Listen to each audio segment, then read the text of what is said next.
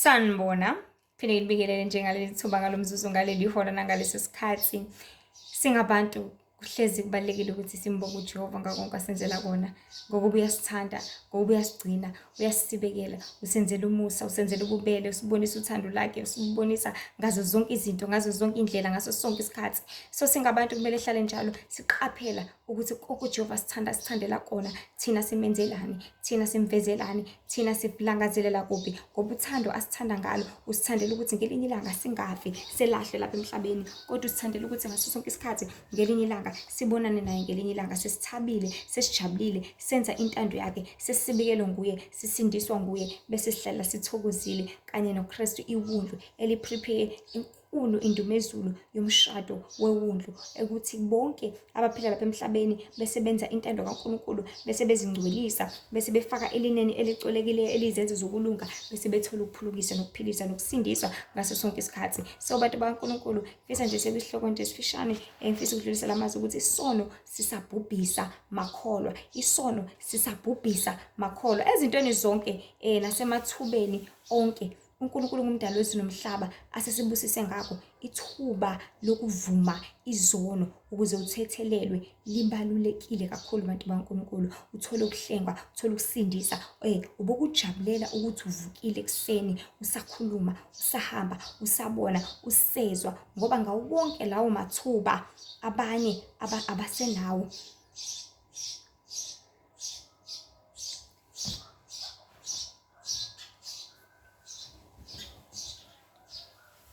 Wena usangakwazi ukuthi ngomlomo wakho uhambe uyoxolisa kuwona wonke umuntu omonile.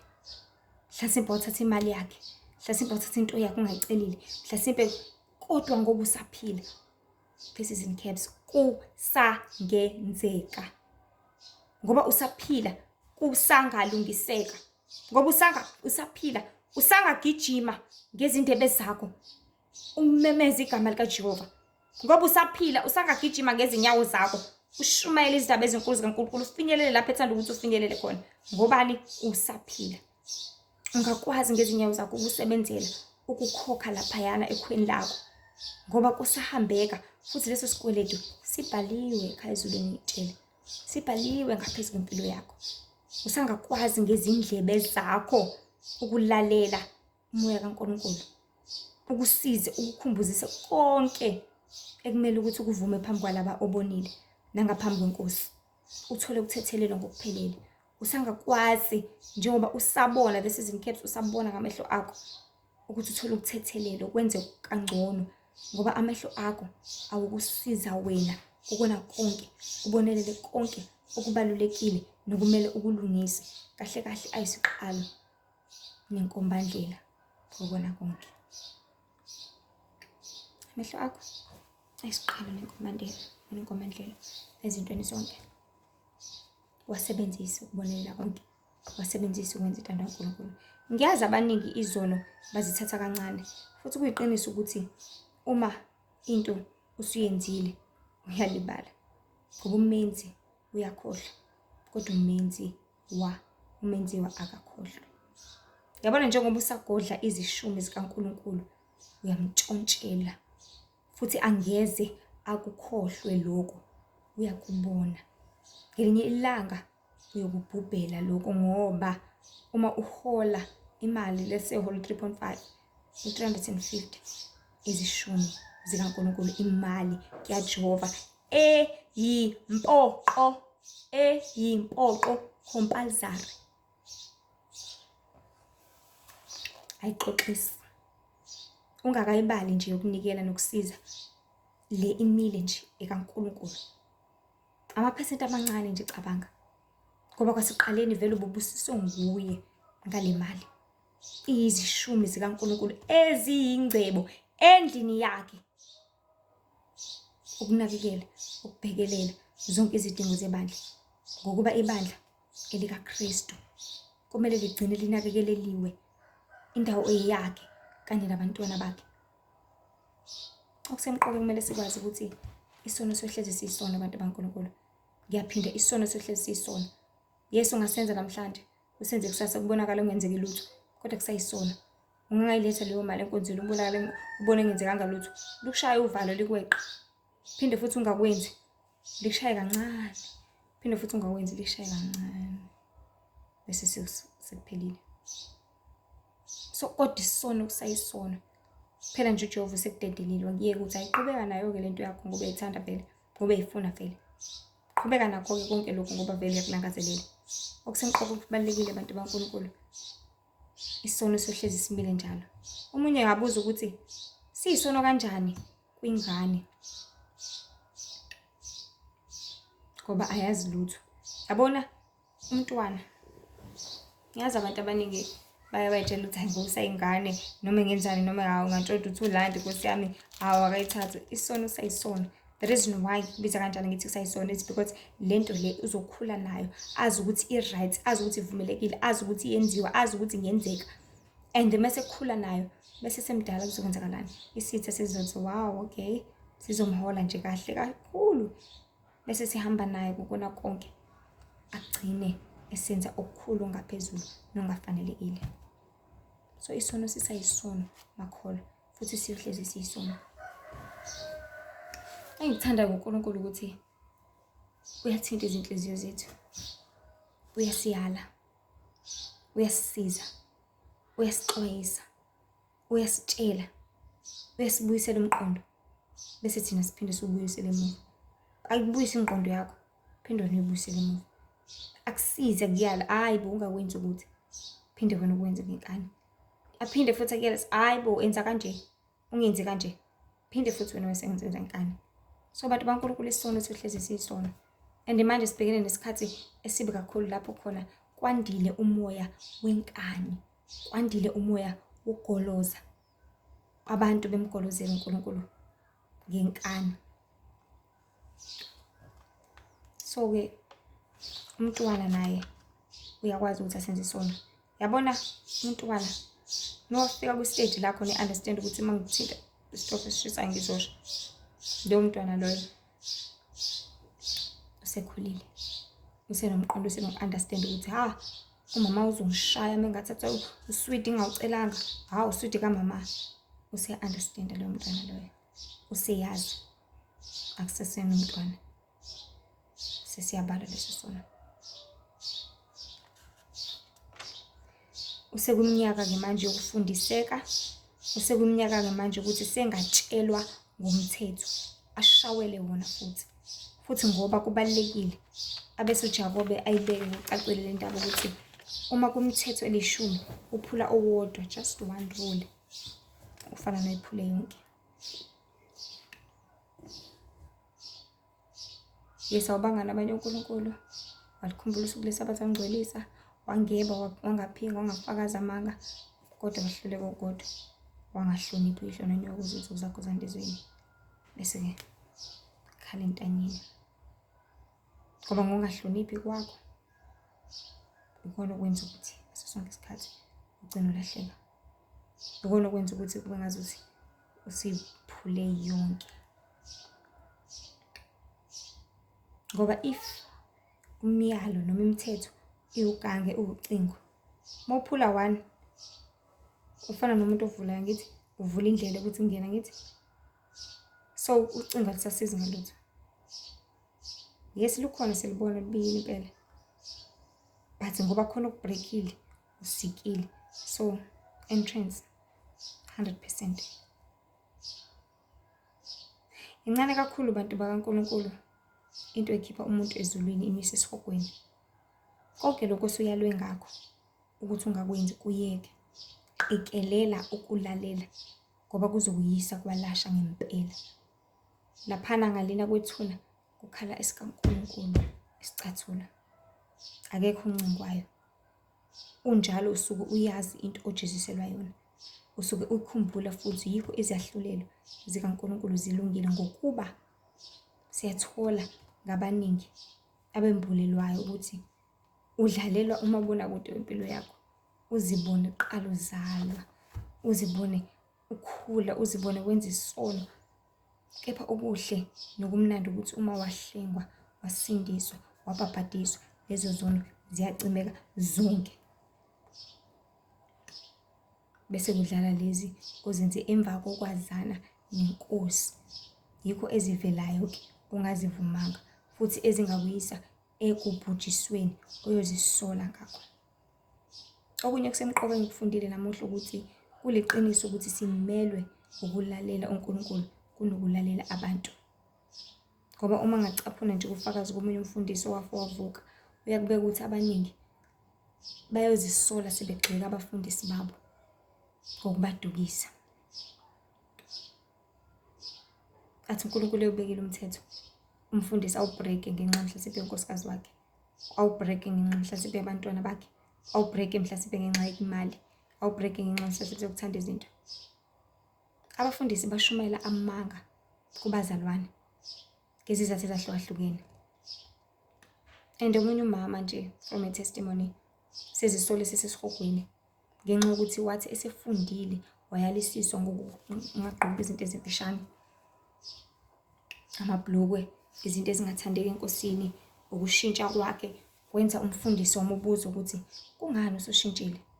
Washo lo mama wathi uNkulunkulu akakuthandi lokho.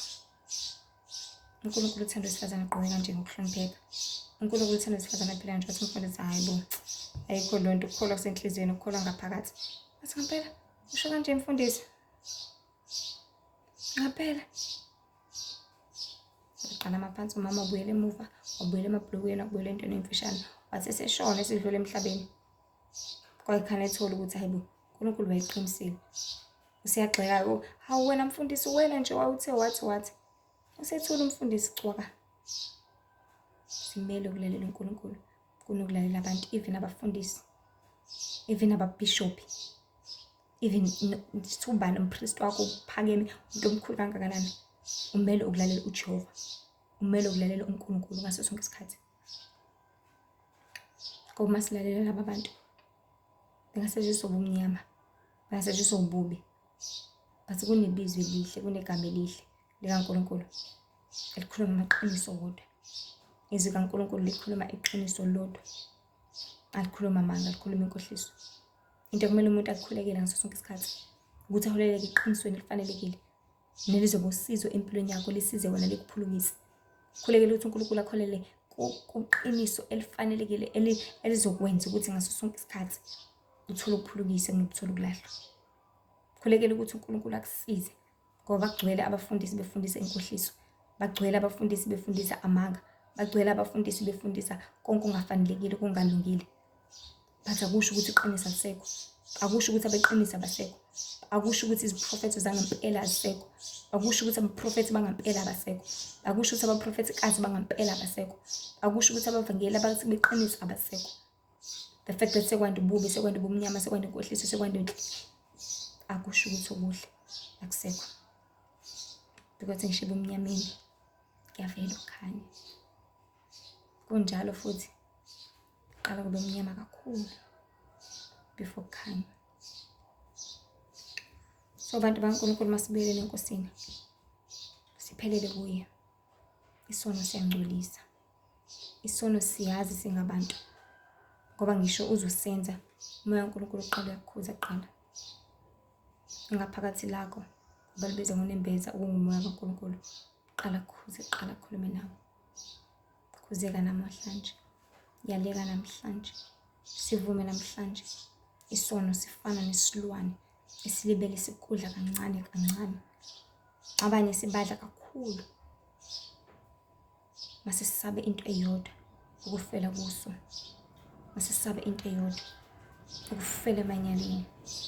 Ngoba uma wafela khona phinde ufumane ukuphulukiswa nokuphila okuphakathi. Isono usathana uqobo lwakhe. Masicele konke bantu baNkulunkulu sizisondeze enkosini ngaso sonke isikhathi, ngoba incane into engakwenza uphuthe umbuso wezulu uma kodwa uwulangazelela. Kodwa ngokuba ngikhuluma nabantu abakuthandayo ukuphila lapha, ngaba uyibuki le video kuba ukuthanda ukuphila, nalithuba usabusiswe ngalo lokuphila. Inkosi isakuthandile. Vuma konke namuhla kusemqoka ukuthi ucele umoya kaNkulunkulu ukukhumbuze konke ukuze uzozihlanza namuhla kusenzeka. Nangaleli thuba, nangaleli hora, umyalezo baba wethu ohlala ekhaya ezulwini athanda ufinyelele kithi nakubona bonke abantwana bakhe ukuthi isono sisabhubhisana namhlanje, isono sisabulala namhlanje. Khumbula kusenjalo, vumani izono nithethelelo ngokuba siyabhubhisa ngalena kwalasha. Uma ungasivumanga wakhetha ukuthi uyasaba, isaba ukuthi ngintshontshile into yasibanibani, kuvume lokhu ngitshontshile akujike. Ngiyasaba ukuthi inkosi yami ngitshela isoka lami ukuthi ngalifebela le ngane le ekhona la akusiyona ingane yakhe. Kuzokusizana ukusaba yena ngoba ngabe usaba uJehova umdali wezulu nomhlaba. Kuzosizana ukusaba inyama ngabe usaba obhubhisa inyama kanye nomphefumulo esokweni. Bhubhisa inyama kusheshe kuphele ngayo lapha emhlabeni. Bhubhisa inyama kusheshe kuphele ngayo manje. Ulahle konke. Lokho sakukhumbula nje uma uNkulunkulu ekhumbuza kona. Kucele kakhulu enkosini ukuthi inkosi ikuthethelele. Kucele kakhulu enkosini ukuthi inkosi ikhawukele. Ngoba sinomyeli uJesu Kristu. Iwundlela elingcwele eliphakeme eliphakade. Uhlale lusinosela ukuba uNkulunkulu ngaso sonke isikhathi. So vumani izono nithethelweni ngokuba siyabhubhisa ngalena kwethu nakwalasha. Uma ungasivumanga wakhetha ukuthi uyasaba.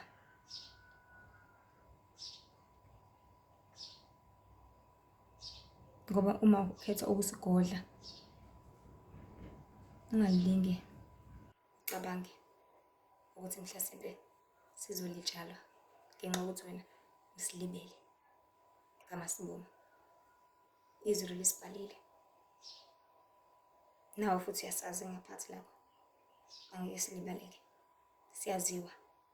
Siyobhubhisa ngelinye ilanga.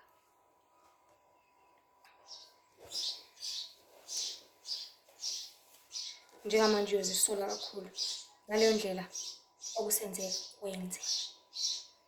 Usakwazi ukufinyelela kona, finyelela. Kulandele. Futhi bantu masizijwayeze ukuthethelela abanye abantu ukuze noJehova umdali wezulu nomhlaba akwazi ukusithethelela. Sidlule lapho sikulimbale konke. Uxole bese uyakhohlwa. Sikhombe sibone bona sewangenzani. Ukuze noba bohlele ekhaya ezulwini ezokusithethelela zingabe sabalela phezu kwethu izono zethu. Kungabonakali ngawe usavusa into eyenzeka 18 years umnyaka esedlulile. Amagqubo amangaka. Kusho ukuthi awuxolanga phela. Kusho ukuthi umthetho awudlulanga nezakho. Awudlulanga wena lapho. Lalela kanye zakho hleze wazi ukuthi zigodliwe kanjalo nje. Qaphela umuntu kaNkulunkulu nawe umntwana wakhe. Izindaba ezinhle zisamile nanamuhla ukuthi phendukani. Ngoba umbuso wezulu usondele. Phendukani.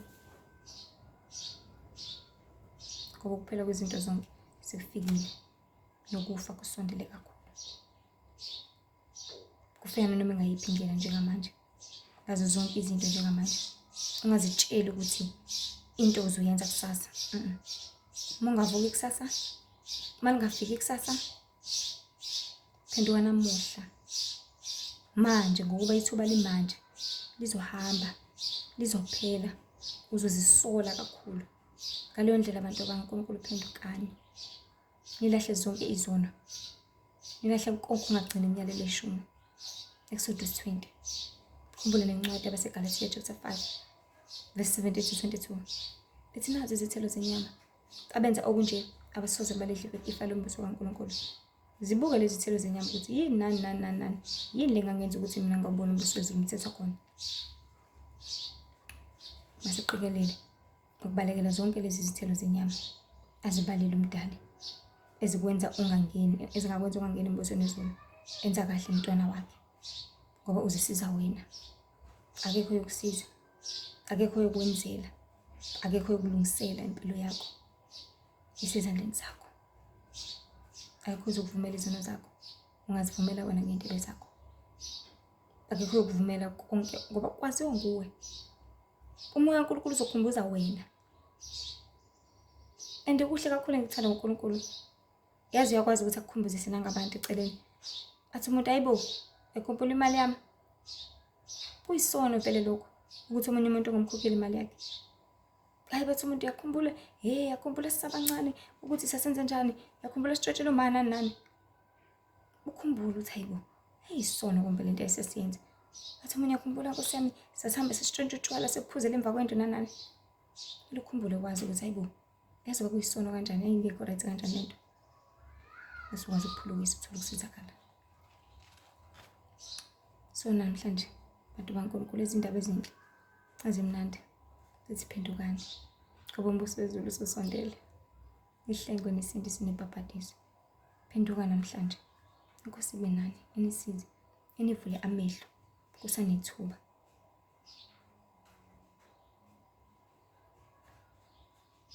Fumani izono, nithethelele. Isono kuseyisono namhlanje emakhona. Inkosi nje ibe nani, busise kakhulu niqine, nenze intando kaNkulunkulu. Hlezi wazi ukuthi uNkulunkulu uyasizonda isono, uNkulunkulu uyabuthanda ubungcwele. Inkosi nje ibe nani, nibusise imqinise nisebekele. Hlale ebukhoneni bakhe, sacela ndlulisele nakwabanye bathi luphulukisa. Cela nje futhi kakhulu hlezi nazi ukuthi ezinye inkundla zokuxhumana zikhona. UTikTok uLihle Themba, ku-Instagram uLihle Themba Wendy with I Mzobe, bese ku-Facebook uLihle Themba Mzobe. Lapho khona imibhalo short 10 minutes clips kanye lapho khona ama short 10 minutes clips kanye nemibhalo for abantu abasebenzisa u-free mode. Isono sisabhubhisa makhulu.